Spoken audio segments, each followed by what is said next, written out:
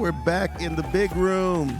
RobLive here with the man behind the plan, Jim Chance. How we doing, Jim? Good, man. How you doing? Welcome to be back upstairs. I know we're back upstairs, guys. For those who've been watching and check the background, you know, the Jims of the world. He loves details. You can see that we're back to where we used to be. We were downstairs for a while because it was warm, summer, warm. It was hot. We got a new window now. Everything's dandy. We're back here, and I'm really excited to start this off, this new chapter back upstairs with a really exciting guest. And I'm going to tell a story briefly of how I met Dr. Nelson here, Dr. Fred Nelson. I'm at a Teach conference because I'm an educator, as is Jim. Jim, where you at? Tell him the school. Shout out. Liberty High School. Liberty High School. Go Hawks. Go Hawks. I'm at Sierra Pacific High School, Golden Bears, and I'm the education lead teacher for our pathway. And we go to this Teach conference. I had the opportunity to be the keynote speaker, and we're talking about Jedis and trying to inspire the kids. And then there's some college representatives and professors at the back of the room. And so after my speech, I went back there to say hi to all of them, and I wanted to connect my kids with some of them. And I see a handsome fella to my left here, and he's got on, it's like a Hawaiian-style shirt, but it's got all like the Darth Vader, and I was like, this is my guy right here. I go straight up to Dr. Fred, and I'm like, how are you doing? And as I'm shaking his hand, Jim, check this out, I'm shaking his hand, and if our camera can catch this, he has a Jeopardy tattoo. You see that on the inside of his forearm. And immediately I gravitate to that, and I'm like, wow, are you a big fan of the show? And he dropped the biggest bomb. Like I almost stuttered. I was like, what? He goes, actually, I'm a 2-time champion. I'm like, what? And my RobLive, alarms went off. And correct me if I'm wrong, I didn't leave you alone until I had your number. I was like, we got to get him on the show. Welcome to the show, Dr. Nelson. Thanks for letting me be here. See, our audience, they're lively today.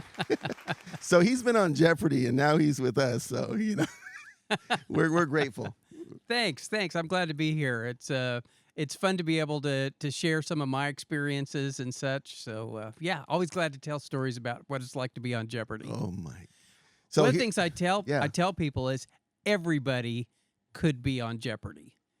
Everybody's got a category that they're an expert in. So I encourage everybody to take the test. Yes, that is inspiring because Jim and I, we've been talking lately about our podcast, right? And one of the things that we feel like we have to be more conscious of is that someone out there in Rhode Island or England or whoever may happen to come across our channels, like, what are we offering them that they could be of some service to them? And one of them is we like to inspire people. And what you just said is very inspirational. But if there's something tangible they could apply to the world, like, how do I get on Jeopardy? So I'm just giving you a heads up. The thumbnail, the title of this video is going to be, how do you get on Jeopardy? So I'm going to ask a lot of how-to questions. Great.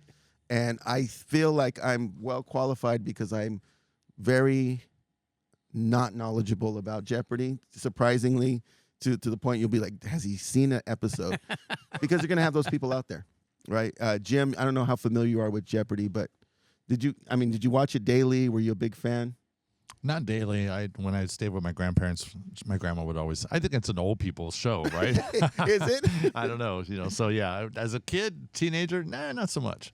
Yeah, okay, so I'm with you on that. The teenage years were when I started checking it out. But one thing that the average bear, myself, Jim included, we are very intimidated by Jeopardy because we watch and the first 3 or 4 questions come out and we're like, we have no idea, and you guys are already clicking.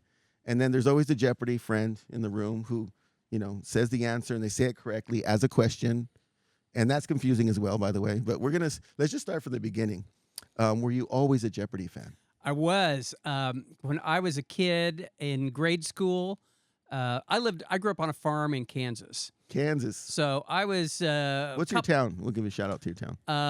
My hometown was Smolin, Kansas. Smolin, Kansas. If you're out there, tune in. There's about 200 people. Oh, there. All 200 of you. So I grew up on a farm, and most of the days after school, I would go either to my friend Howard's house or over to my grandma's house. You mentioned about watching it with your grandparents and stuff. So I went over to Howard's house, and he was a Jeopardy fan for some reason. How old were you at this time? I was probably like maybe 12, 13. Okay. And so this was way back in the day. The seed was planted early. Yeah. And so I kind of figured out what the show was about and stuff, and kind of how it worked and such. And there was usually a lot of like geography and science and that kind of stuff. Kind of more back in the day, it was a lot more like things you learn in school kind of stuff that it was about. And then it was off the air for a while, and then it came back in the 80s. I didn't know it was off the air. Yeah, it was. And then it came back in the 80s with Alex as the host. Who was the original host? Do you recall? I can't remember the guy's name right now. Art Fleming. Okay, Art. That was his name. I've always known it to be Alex. Yeah. That was it back in the 60s. Okay. 60s and 70s. Art Fleming was the host. And then after it came back, Alex was the host, and he hosted for 30-some years, and most amazing person. A little bit more about him later. But anyway, so I started watching the show again, and I thought, well, this is kind of cool the way it goes and stuff. And they're getting a little bit more like stuff about movies and what we now know as pop culture as part of the stuff that you would talk about and questions you would answer and things like that. So, okay, so you watched the show evolve. At what point did you go, hey, I think I'd like to be a contestant? As I look back, it was kind of always on a bucket list, but it wasn't really until like in the 2000s when they started really making it available for just about anybody to apply to take the test. Yes. Because that's when you could first take the test online. Was like in the mid 2000s or so. You could go online, and back then the first time it was on a certain day. So you had to make an appointment to take the test online. And you had to get on at a certain time of the day. I remember it was like 5:30 at night that I had to log on, and it was in February. And so I logged on. You had to register ahead of time and everything. Is this 2012? This was about 2010. 2010. Okay. Yeah. And so I got online and filled it all out, and there's 50 questions, and they come up. And you have either 10 or 15 seconds to answer them, and you have to type the answer in. Okay. And so it's a question like, this movie won Best Picture in 1998. And you type in, what is Shakespeare in Love, or something like that. And you didn't have to type in the what is. I was going to ask. You just have to type in the answer. Shakespeare. And so if you get a good enough score on that, then they email you back. And they say, we'd like to invite you for an audition. And at this time, we lived in Florida. So auditions are in person, or it's the auditions at Zoom? that time were in person. Oh, okay. This was pre-Zoom. And so we drove down we lived in Jacksonville, which is, if you know Florida, it's the very northeast corner of the state. We drove down to Miami and spent the night there and stuff, and at our own expense. And we're in a big room in a hotel with about, 50 or so other people. And the first thing you do is you take a written test, because I guess they want you to prove that it was you that passed the first test. So is this like a classroom with desks? It's like a big room in a convention center kind of thing. And everybody's spread out. Everybody's got these papers they're writing on, and then they score those. And then they say, okay, now let's do a rehearsal game. And so they get you up on the stage with the podiums and the clickers and everything, and you get your first chance to buzz in and, pick a category and stuff like that. Does it look like the set? It did. So they built the set there in Miami. Yeah.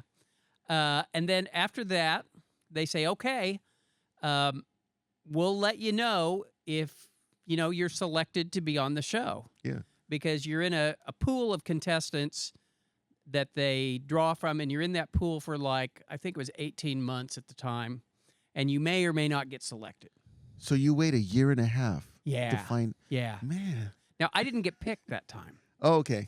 So this is the first rodeo. Yeah. So then later on, I figured, well, that was... Were you discouraged, fun. or what was Not really. No, I knew it was always kind of a long shot anyway. So then a few years later, we'd moved to California and stuff, and my wife says, hey, you ought to take the Jeopardy test again. It says you can take it, it's coming up in February again. And I said, yeah, okay, because this was like this was pre-COVID. It was February of 2020. Okay. So like Right a before. month before COVID. So Yeah. I had gotten online and registered for the test, and I took the test, sent in my results and stuff. I had no idea how I did. You know, I knew that Yeah. some of the questions were hard, and I didn't know the answers to them, but I knew some of them. And so a couple months later, like in May, this was after COVID had started now, and I'm just sitting at home teaching online classes Yeah. on Zoom and stuff, trying to figure out something else to do. That strange world of Yeah. education. And I get this email that says, we want to schedule you to take an online live test. And I'm like, okay. So set me up. And so it's this test on Zoom, basically, where they ask me the questions out loud and I answer out loud with the camera on and everything, so they can see that it's me, I guess. Yes. And they say, okay, well, we'll let you know if you make it to the next step, which would be an audition on Zoom again. And, you know, one of the things that's important when they bring contestants on the show is they want somebody that has a little bit of a presence on TV. Yes. You know, that's Personable, interesting and yeah. maybe has an interesting personality or something. Not that I'm, you know, the greatest at that or anything, but they want to make sure that you're going to be entertaining. Yeah, well, you definitely have a presence just speaking to you right now. Is it that community theater? Yeah, roots? yeah. I told you before. I've got a background in community theater. That's how I met my wife back in the day. Oh, okay. And so I can I've see never that, had yeah. that fear of speaking in front of a group Oh, or yeah. anything like that. And I'm a teacher too, so Yes. that gets burned out of you pretty quick, as you know. So I get this thing and it says, yeah, we want you to do an audition, a Zoom audition. So I'm there. You know, it's the whole Brady Bunch kind of Oh, it's the setup squares. where all of us are Hollywood- on and, Hollywood and squares. we're clicking in and stuff and answering questions, and they ask us the kind of questions. So tell us about what got you, you know, involved in riding a motorcycle or something like that. You know, when you get accepted to be a contestant, you have to fill out this sheet of 5 pages of questions that Alex can ask you Oh, at the that's where beginning he- of the show where they do All those, right, yeah. those interviews with the contestants. Yeah, So he's got a card. And he's got cards, and it's got, you know, interesting things to ask people about. kind so, of okay, stuff. so here's what I remember Alex asking. He made a comment about the bow tie. Yeah. And he was like, oh, was there a sale on bow ties? Something like that. And then right after the commercial break, he would start with a question. I think he had one for Leslie, the champion at the time that you later dethroned. But I was like, okay, so I wonder how they're peppering in. There's a recipe to this. You give him a whole list of stuff, and then he randomly picks one, or Yeah. I don't know if he randomly does it or if he says, ooh, I want to ask this one. Yeah. Kind of thing about you and such. And so, yeah, it's funny about the bow ties. One of the things they told us was you can't wear anything that's got too much of a pattern to it. And this is how I normally dress. That's They what he say- mentioned about you. He said, Yeah. He said, typically Fred would have some Hawaiian apparel, but you've got the bow tie today. Yeah. Yeah. And, And there true, were. true to form. He's got I love Aloha, that. everybody. I love that. But there were 5 contestants that week that wore bow ties. I And that think we just- set it a just record happened? for bow ties. Yeah, we didn't plan it ahead of time or anything. You know what would have been cool? Jim, remember the bolo?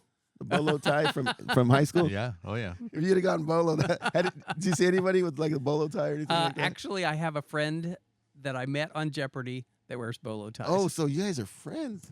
Oh, yeah. So there's connections. Made. Oh, we yeah, got to yeah. get into that too. Yeah. But so, you know, I made it through the interview. I made it through, and I was in the contestant pool.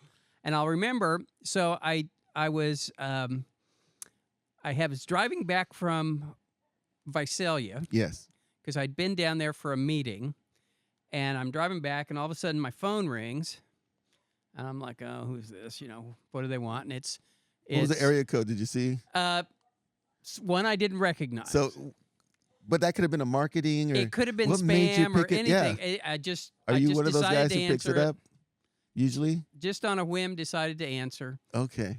And they always said love that. it's so and so. I'm one of the contestant associate producers at Jeopardy, and we'd like to invite you to be on the show. Oh my! And my heart just Is anyone with stops. you at this No, point? no, I was by myself. Oh man! So your wife didn't even know. Driving down the 99 between Visalia and Fresno. What was your first emotion? And I'm like, is this real?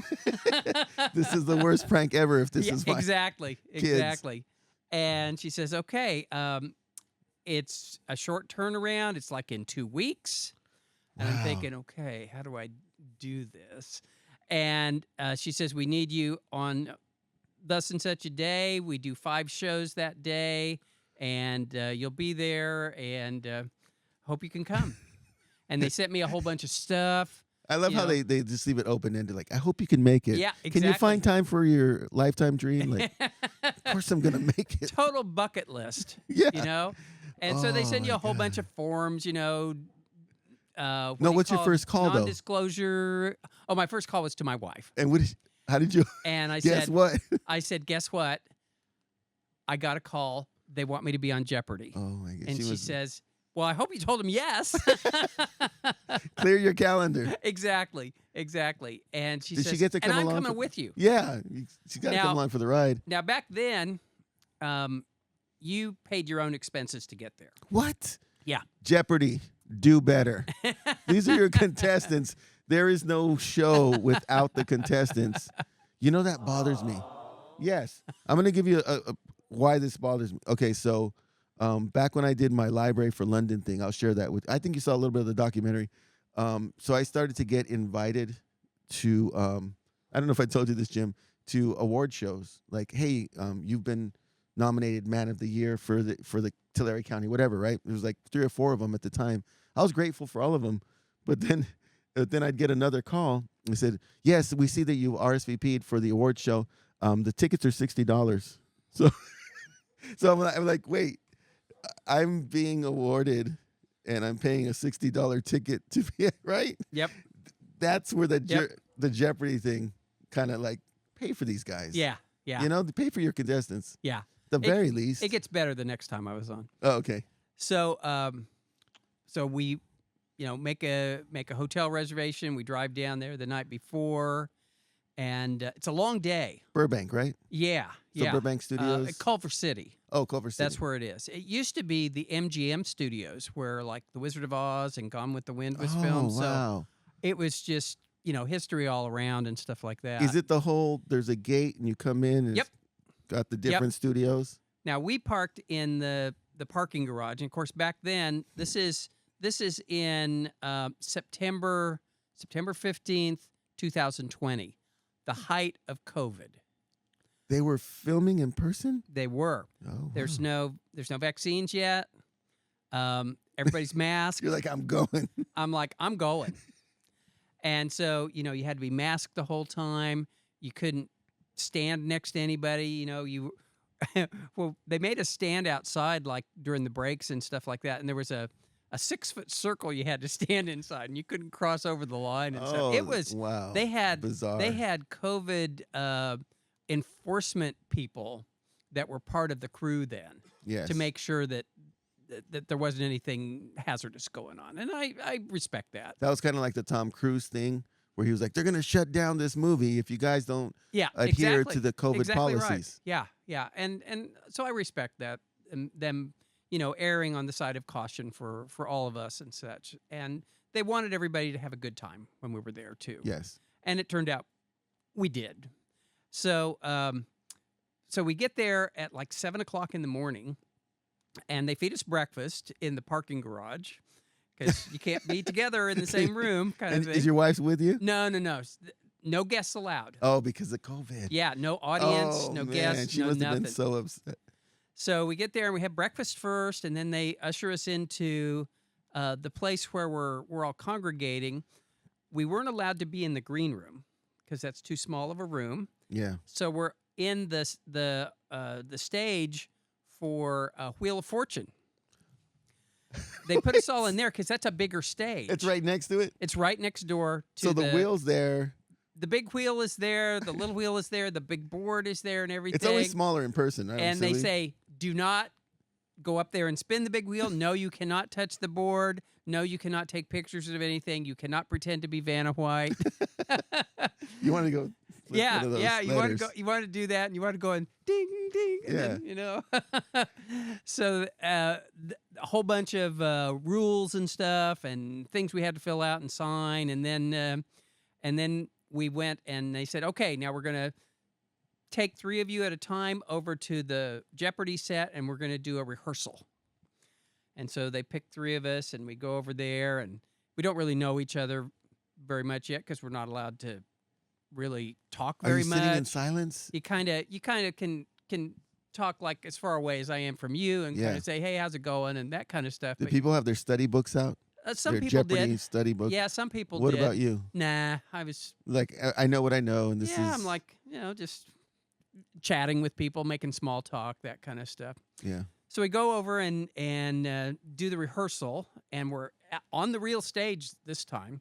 And so they show you where the scoreboard is and where the board with all the clues are and how to use the clicker and all that kind of stuff. And it's funny because we're all different heights, and there's a little elevated platform that they can make go up and down behind each podium because they don't want everybody to look like stair steps. So they kind of even out everybody's height. Do you a little bit. control the movement of No, that? they do. Oh, they... The stage people do that. So were you getting... I were you was going up or I was down, up or- a little bit because I was a little bit shorter than a couple of the other people that Yeah. were on stage with me at the same time.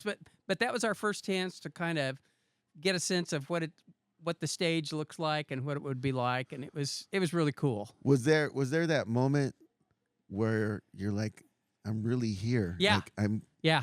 And now Alex Trebek, was he there on... Nope. Alex was in his own private dressing room, and Yeah. he was studying, preparing for the day. Okay. When we met him later, we found out that he was the most professional person, probably one of the most professional people I've ever met, in the way he did things, the values that he held, kind of the work that he put into the process and such. So a little bit more about that in a minute. But so then after that, we went back to the Wheel of Fortune set and sat around. It's 2 iconic sets. Yeah. And you're just shuffling between them. Exactly. I got to go back for a minute because I see the pin in your hand. Let's talk about the clicker. Oh, If I'm on this show, what do I need to know about the clicker? the secret to the show is the clicker. Guys, gems right here. Yeah. He's telling you the secrets. Yeah. It's funny because you'll see all kinds of people have different strategies. I've seen people go like this. I've seen them go like this. I've seen people go like this. Everybody's got a different kind of strategy for how to use the clicker. It's the speed of the clicker, right? Yeah, because it's all about your reaction time. Because many of the answers, you know the responses to. You know what question, what is Southeast Asia kind of thing. But you got to click in first, and you can't click in ahead of time. He has to finish the question. He has to finish the question, and there's actually a set of lights that go off on the board that tell you when you can click in. And usually it ends up that's about the same, I don't know, millisecond or so that Alex gets done asking the question. Then you can click in. Yeah. If you try to click in ahead of time, you actually get locked out. Oh. And you can only click in again if the first person gets it wrong. So it never gets addressed. Yeah. It's just a silent, you just Yeah. locked yourself out. Yeah. So and they can keep track of this. So what happens is during the first commercial break, one of the contestant assistants will come out and say, "Hey, Fred, you're clicking in late. Try and watch the lights on the board and listen more carefully and click in as soon as you possibly can as soon as he's done." Okay. And they give you some advice because here's one of the things that has made this show so successful. They really want everyone to have a good time, and they really want to see a good game played. And so Yeah. they don't want people to be frustrated or sore losers or sore winners. Because you see that once in a while. You see somebody that's like, "Oh man, I rocked it," and stuff like that. That's not really the way you want to win a game like this. You want to be I won't say dignified, but you want to be you want to be nice about it. Yeah. And you don't want to be bragging about it and stuff. Instead, you want to respect your competitors and such. I thought you were a cool champion. Oh, thanks. When they, and our winner today, right, Fred Nelson, you kind of gave a, very like appreciative nod, but there was no in your face. Leslie, was her name Leslie? No. Yeah, Leslie. Yeah, Leslie. Yeah. She was the champion. It's funny you say That's that. Jim's wife's name too. It's funny you say that because my wife was like, "You didn't seem very excited," and I'm like, I was totally shocked.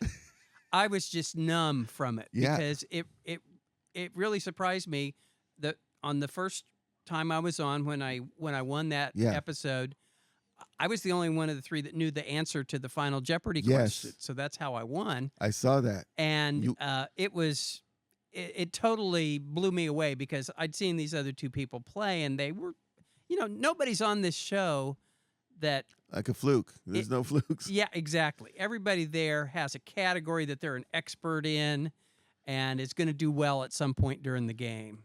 I remember early on in that first round, Jim, check this out. You know how you show the money?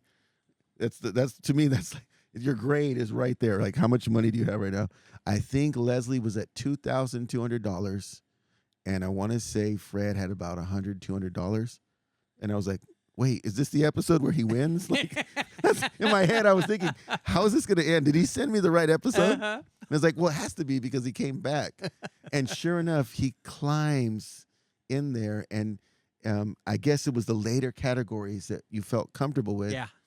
And then they had, what's the final question called? Final Jeopardy. Final Jeopardy. And then you're getting the answers. And Leslie put like all her money on the line, like 14,000. Yeah. And she was wrong. Yeah. Yeah. And the only person who had it was Fred. And then you went up to like 20,000. Yep. And then again, that look like, okay, welcome our new champion, Fred Nelson. He was like, yeah, one of the things they don't really prepare you for is kind of the emotional impact of it. Yeah. I mean, afterwards they said, "Oh, we're going to want to interview," and I'm like, I was totally still kind of in shock about it. I'm like, not only I won Jeopardy, and Oh my God. Alex says, "Fred Nelson, you're the new Jeopardy champion." Yes. I'm like, did I hear that right? Kind of thing. No, okay, because let's just grasp this for a second. Jeopardy's a world, renowned, like it's part of our culture. Yeah. So if you become a champion, you're in the books. Yeah. For life. Yeah. They're gonna be, they're gonna reference back to, who won in 2020? Yep. Who was our March winner in 2020? It's gonna have your name forever. It's like all these permanent things happen in a matter of moments. I'm a champion. I've got a $20,000 check coming. I get to play again, and I'm in the record books. Yeah.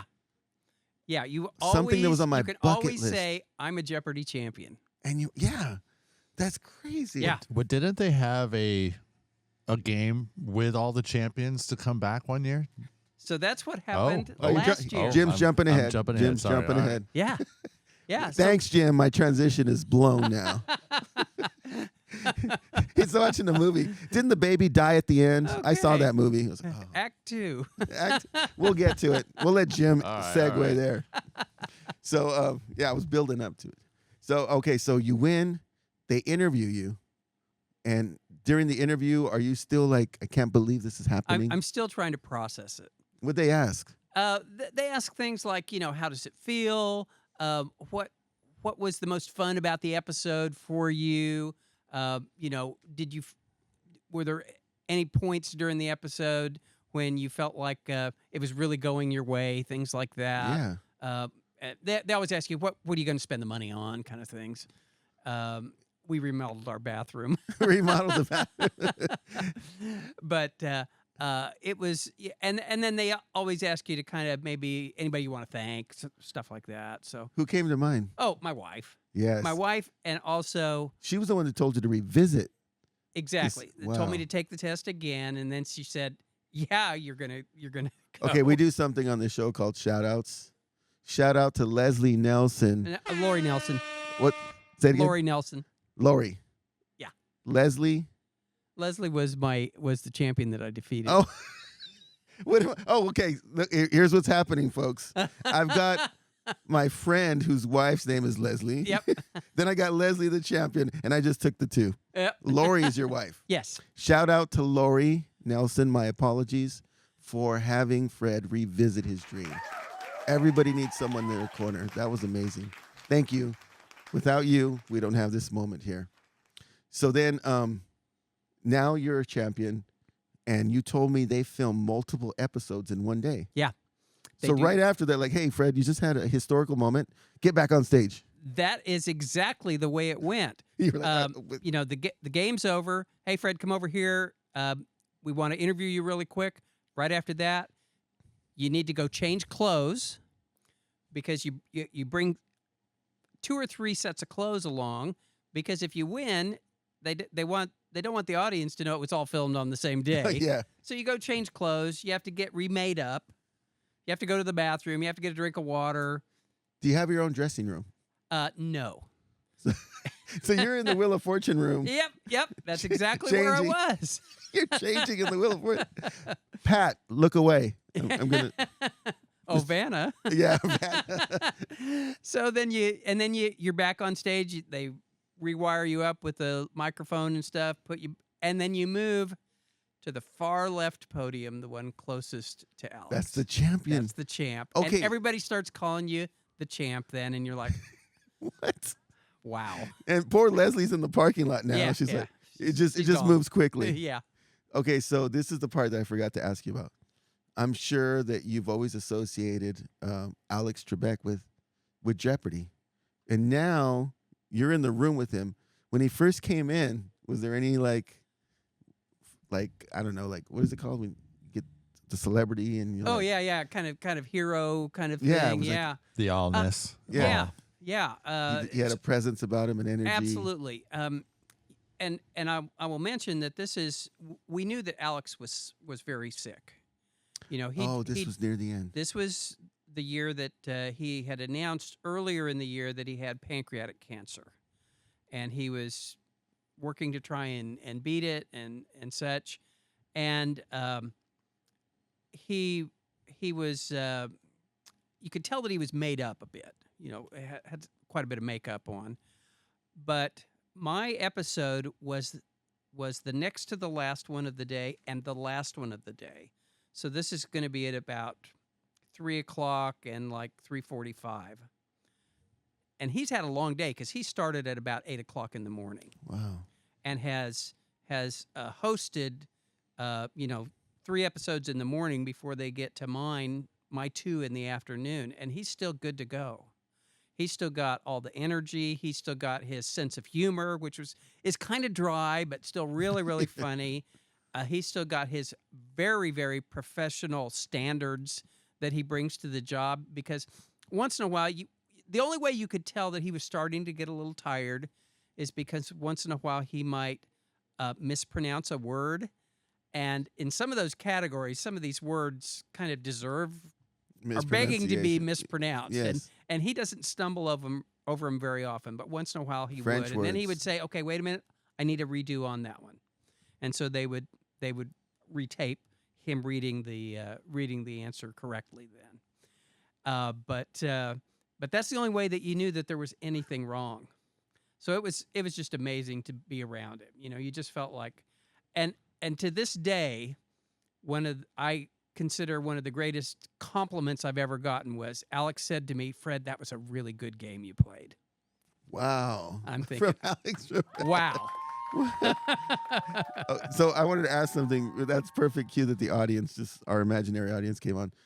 It was COVID, so there's no live audience. Is it just dead silence, or what's happening? There our fellow contestants are in the audience. Okay. There's like about 15 of us, And they're allowed to react. and they're allowed to clap and Applaud and and- such, and laugh and applaud and such like So you that. have 15. But that's all that's there. And How so many the rest seats of it, would you say? a couple hundred. Couple hundred, and there's 15. Yeah. So you're getting Yeah. But wow. but it was just everything about it was still thrilling. That was a great game. You know, it was a great game that you played because you made us all feel like it wasn't going to happen. But you were the guy we wanted it to happen for. You know, because you've got this kind of likable, I guess, a earnest energy. Like you want that guy to win. Not to say Leslie was like, Darth Vader or anything, but she wasn't, I don't say bubbly, I guess. I guess she carried herself like a champion. Yeah. But everyone's like, we Yeah. kind of want Fred to Oh, pull that's this great. out. But he's got $200 and she has $2,200. I don't know what's going to happen here. Well, things can happen really quick. I didn't know that. Especially when you get into the second round, what they call the double Jeopardy round of the game. It can go really fast, especially. And I had a couple of categories that kind of went my way.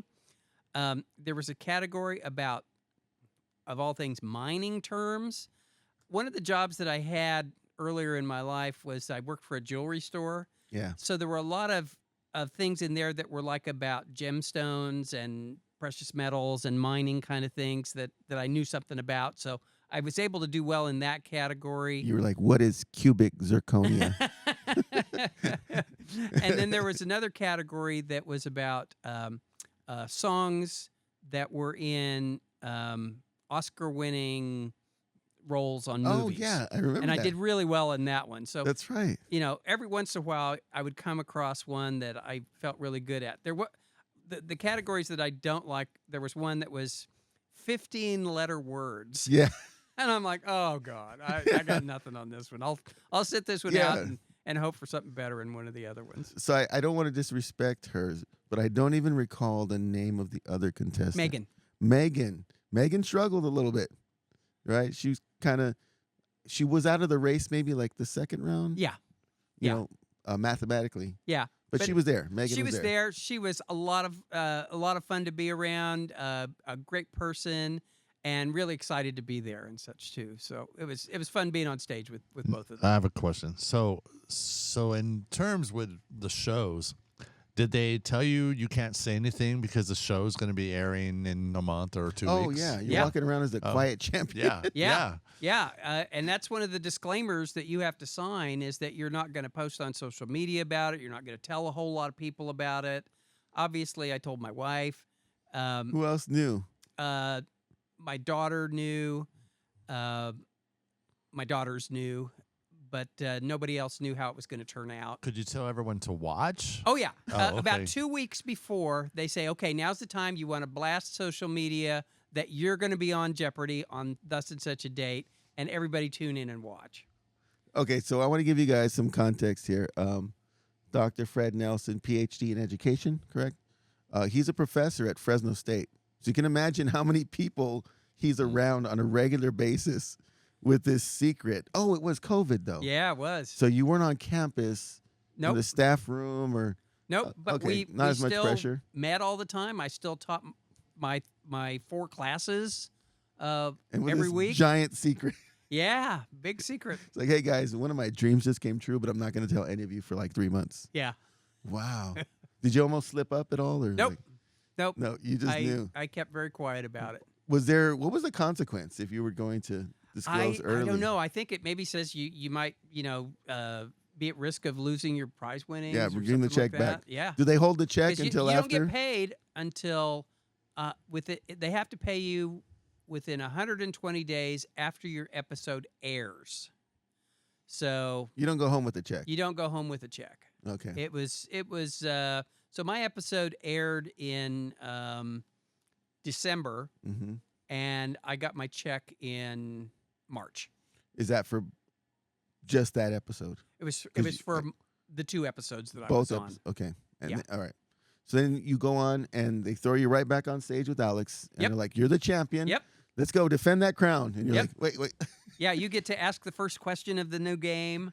Wow. Yeah. And so how did that second round go? Not quite as well. Do you feel like having it so immediately after played a role in that, or you just think, I think that was part of it. Part of it was also it was at the end of the day. It's like Yeah. at about 3:30, 3:45, that sort of thing. So it'd been a long day. mental fatigue kicks Yeah, a in? little bit of mental fatigue. And the other part of it was I was still on such a high that I was a Jeopardy champion. I'm always going to be a Jeopardy champion. I don't care if I win, lose, or draw this You can't game. take it away. It's there. I've done something very special. You were playing with house money. Exactly. Yeah. And every one of us that week that that won a game. And the next week, too, I think, were one-day champions, single-game champions. Everyone. You know, nowadays we're kind of used to like the James Holzhauers and the Matt Amodios and the Amy Schneiders that win like 20, 30 games. Yeah, you they know, make, they up make to a run. 70 games. They make these huge. They're what we call the super champions. Yeah. But that year we didn't have any of those, and we had one guy that that was there defending his championship the very first day. Was he'd won 4 games. Okay. And he made it to the Tournament of Champions the next year, but none of the rest of us did because we only won 1 game. So everybody was kind of one and done. Yeah, yeah. I'm sure it had which to was do with kind of the- neat. Yeah. You know, we were all kind of like, you know, we're okay with that. You can't take it away from me. Yeah, It's yeah. beautiful. Just like our education. Yeah, Stay in school, folks. Can't That's take right. it from you. that's right. So then some time passes. And when do you get a call back from Jeopardy? It was really strange. So this was in like August of 2023. Was there any like, hey, we may call you again, or was it? Nope. Nope. In fact, you signed a thing that says you won't be on another show hosted by Alex Trebek. Wow. That's one of the things on the like contract that you Yeah. sign with Sony, who's the producer of the show. That's who runs that song. And so, if you remember right, 2023 there were strikes in Hollywood that year, Was that the writer's strike? writer's strike. And so what happened on Jeopardy is they were finding they were having to recycle old clues and recycle old games and such. So they decided, as a way to kind of deal with that, to do a bunch of invitational tournaments. And so they called all of us, I shouldn't say all of us, they called many of us from season 37. That was my season. So now we're up to season 40. And they said, we'd like you to come back for a special invitational tournament. Wow. What was that And call I'm like? it was, I'm like, sure. It was called the Wild Card Tournament. I think it's even sweeter because your mindset is, I'm out. I'm never going I thought back. and people would always ask me, would you ever want to go on again? I'm like, no, I don't think I could ever capture that energy or, you know, and I wouldn't want to, you know, do a bad job or anything like that. Yeah. I still want to honor that experience. And so I'm like, sure. So I get the call back, and this time they say, and since it's an invitational tournament, we will provide your lodging, and you'll need to be here from Tuesday until Thursday. So now they're paying for everything. They're paying for my mileage, hotel, meals. Yeah. Thank you, Jeopardy, Yeah. because this is your bloodline of the show. You got to take care of these people. Thank you, Lil John. So they set it up. We had a series of quarterfinal games. There were, I think, 9 quarterfinal games. And then the winners from those went on to there were 3 semifinal games. This is And then- after COVID. This is after COVID. So this is there's just a year interaction. ago. There's Yeah. an interaction. Oh, yeah. We're all down in the green room. There's an audience full of people. Oh, what was the energy we get like to with see the? all the Emmy awards that are sitting out there. We get Wow. to meet Alex. I'm sorry, we didn't get to meet Alex. God Who's rest the his new soul. host? Ken Jennings is the host Ken now. Who Jennings. was one of the? He's actually the all-time winner. I of was Jeopardy. told that Yeah. just today. He's the GOAT. So the GOAT comes back and becomes the host. Yeah, yeah. How awesome is that for him? It is really great. He is a really neat person. You know, And you got to meet the GOAT, we got to meet him. Alex Trebek, and the GOAT. Yeah. And he was very friendly. You know, Alex was very professional, but he wasn't really very friendly because, well, part of it was he was really sick. Yeah. But he didn't really like hang out with us or anything. Ken didn't either, but he did come in and say hi to everybody and wish us success, wish us luck, and hope we have a good time. And you know, and he's, as I mentioned, he's very funny. He tells jokes. He's got a really quick sense of humor. He could almost be a stand-up comedian. Oh, okay. He sound. No disrespect to Alex, but I think I'd like to meet Mr. Jennings. Yeah. Okay, so I'm just gonna go back to my own experience and then ask if this is the same thing. So Jim, I've told you I did a B film, low budget film back in the day. This was in Long Beach. Blood Justice. Look it up on IMDb or YouTube. I'm on there for a whole 15 seconds. Played a lawyer who was shot, right? Point being that there comes that moment where you're going through the process and you know you're going to be on camera for whatever reason, in this case, a low budget film, and the camera's on you and they do the little, what's the clicker called? Clapperboard. Clapperboard and action, right? And so they're counting down to action and the action. And it's that moment right before, it's like, I'm about to be in a movie. I'm about to be on Jeopardy, right? Is there that countdown moment that you can recall where, like, I'm about to make history and come on a show that I've wanted to be on with a live audience now? What was that like? It was a little bit different. I felt that way the first time because it was everything was brand new. This time, we were all returning champions. Oh, so it was, all right. And so we'd all been there before, and as you mentioned before, we're all playing with house money this time. Yeah. Just for being invited back, you get $5,000. Off the top. Guaranteed. Win or lose. Win or lose. You could I get up like there that. and not even answer a question. You still go home with $5,000. So it was found money. But we'd all been there before. We'd all been champions. So we knew what that felt like. They Yeah. couldn't take that away. And we got to hang out with each other. We got to have breakfast together at the hotel. We'd get together at the end of the evening and have supper, have drinks. Was sit that around the pool. coordinated or just No. organically? like, It just kind of came together from all of us. hey, Fred, what are you doing after the show? Yeah, we exactly. go down. Well, let's go up to the pool and Did and sit everyone around and show have a up or just cocktail. a few? Most everybody showed up.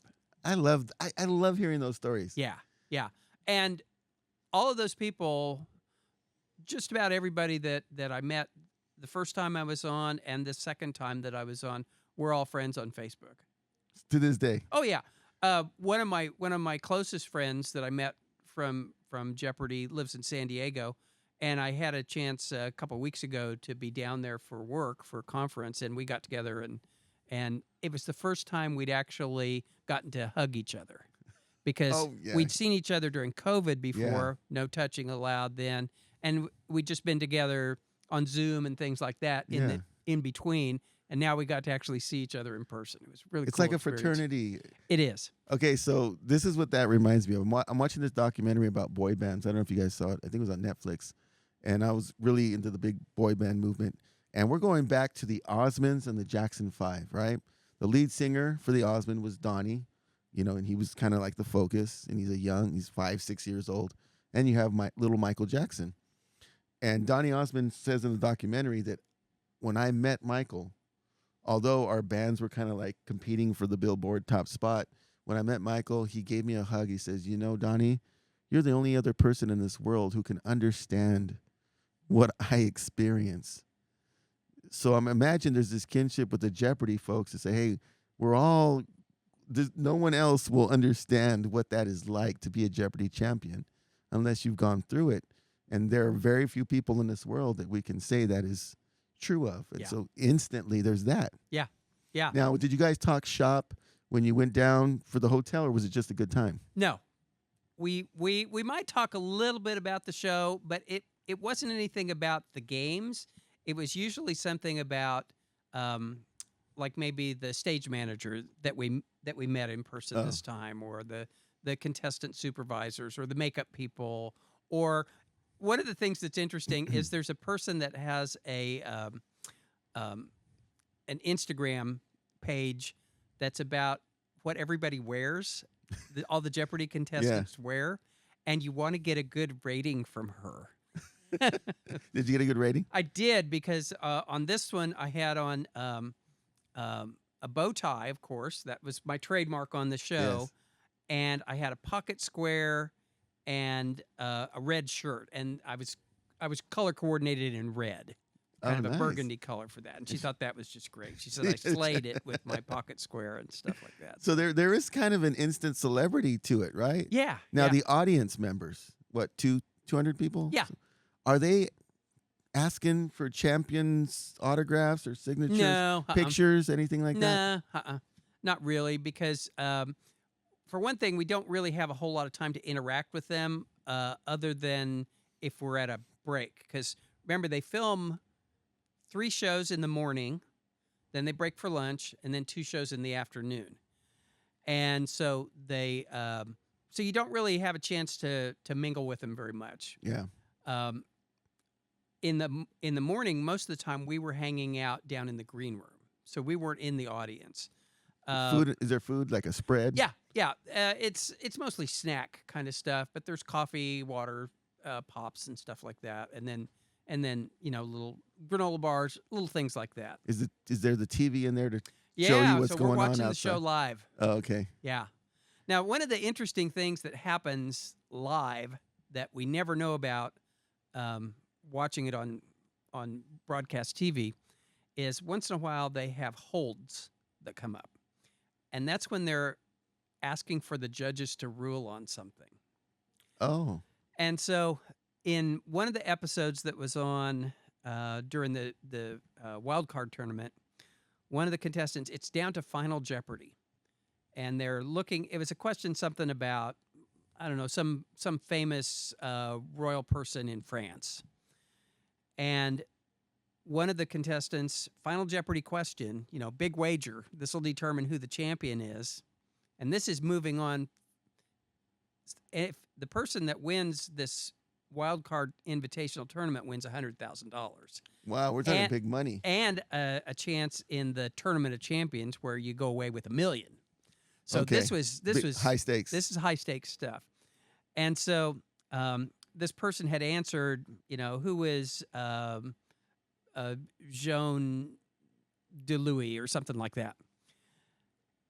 And they're getting ready to, reveal his answer and stuff like that. And the producer comes on, booming voice over everybody else, hold. Contestants, turn around. We have to step off the podium and face the wall. This is so strange. And this wasn't my show, but it was the one right before my show. 10 minutes while the judges are researching if that person's answer could possibly have been correct to make sure that they're not, depriving him of a chance to get the correct answer. Because once in a while, it could be that there's maybe more than one correct answer to a question. Yes. Not very often, Yeah. but it could happen. And so they wanted to make sure. And finally they said, oh, we're sorry, but that answer's incorrect. Oh, that man. poor We just felt contestant. so sorry for this guy. He's sitting against the wall He like, had- my fate is about to be decided. Yeah. And that happened again during my episode. It didn't take that long. Was it you? No, it was actually they had to reread one of the questions because Ken mispronounced a word. And so they say, hold, turn around, step away. And then they say, okay, here's what happened. Ken, we need you to reread the question, blah, blah, blah, blah, blah. We're looking it up, that Yeah. sort of stuff. And then they say, okay, Fred, when we come back on, you're going to hear your voice answering the question first, and then we'll move on. Okay. So that part's kind of scary because you think, uh-oh, what did I do? Am I about to get kicked off the set? Yeah. Is there, are the judges, like, can you see them right in front of you, or where are they? Yeah. Now I think there's a set of them like researchers that are offset someplace, but the producers and such, the ones that are really communicating with Ken over his earphone, they're sitting at a table right at the front of the audience. You can see them. Yeah. Okay. Wow, that's gonna be a little nervous. Yeah, it is. And then of course there's the board is here with all the questions on it, and then Ken is here, and the other contestants here, and then over here there's a scoreboard. Yeah. And I tried not ever to look at the scoreboard until it came time to make the wagers. Okay, Now- so I want to, Jim, check this out. You got to see. Is there access to the full episode somewhere on YouTube where we can watch this episode? Because it's owned by Sony. Okay, so Although it is supposed to be coming out on streaming pretty soon. I'd love for you to watch this. Okay, so I'm going to just share. All right, I'm going to jump to the end, Jim. At the end, Final Jeopardy, right? You put up a certain amount of money, and if you're correct, right? It's a big payout if it's wrong. So it's down on that final question. Do you remember the question? Yeah. What was it?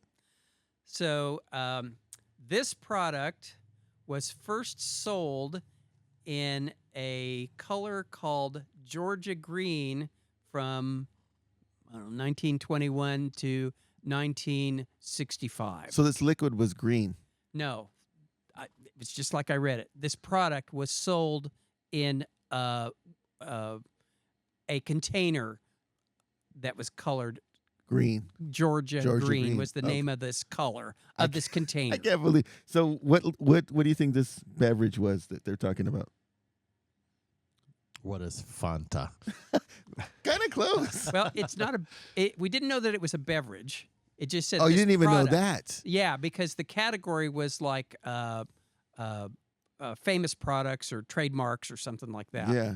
And so. Wow, that's even more impressive. And you've got 30 seconds to write down the question. Yeah. Now, here's a cool thing. They let you write down what is or who is ahead of time. But this whole idea about wagering, there are websites that are dedicated to how to calculate your wager.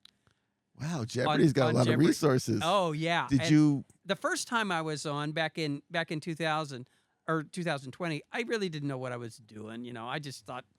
I thought, well, I'll bet something so that if I win, I have kind of a cool number that I won. And it was $20,001. That's Yes. what I won the first time. Yeah. I thought, well, that's kind of cool. And so this time I looked up what should I wager to make sure that I win if I get it right. And so if you're ahead, what you do is you take your score and add on the second place person's score, what they would win if they got it right, and add $1 to that. And that's your wager. That is great. Okay, so you end up, if they get it right and you get it right, you Yeah. end up winning by $1. So the other contestant gets it right. He gets it right. Fred gets it right, and he wins by $1. Jim, that's the end. And the beverage was Coca-Cola. Coca-Cola was the answer. If you've seen well, How did you know? Like, how did that? Well, this is what we talked about afterwards.